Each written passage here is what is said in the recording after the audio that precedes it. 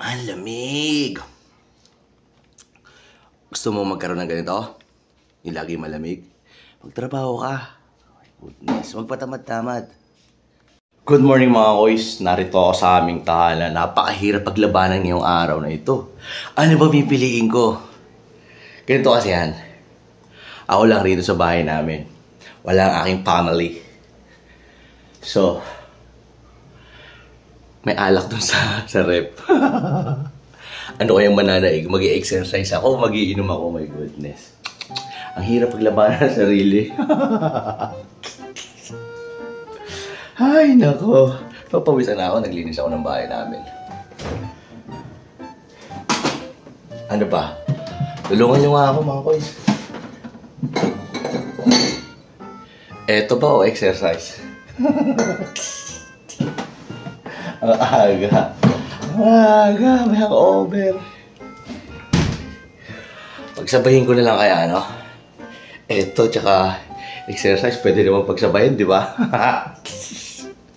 Tumador ang wall stick na yan. So, yung mga koys, nakapaglinis na ako ng bahay.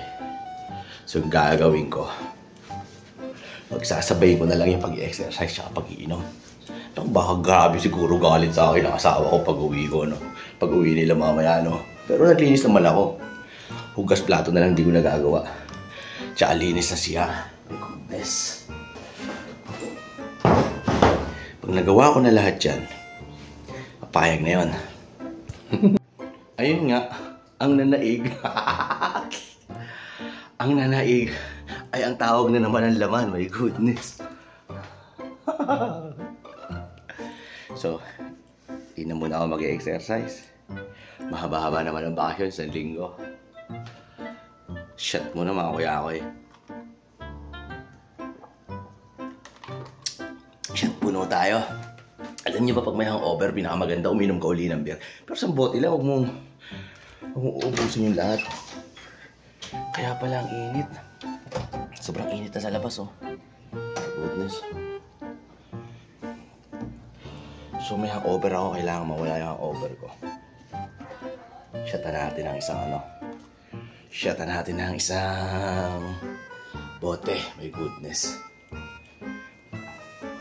Pag wala ang pamilya ko, puro linis yung ginagawa ko. So bukas plato na lang ako. My goodness. Kaming ilaw na bukas.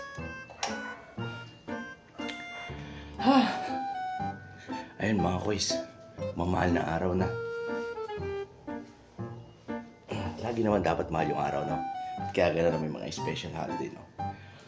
My goodness. Nagtagumpay na naman ang laman ni Foreman. Ang nasunog na naman ay ang tawag ng katawan.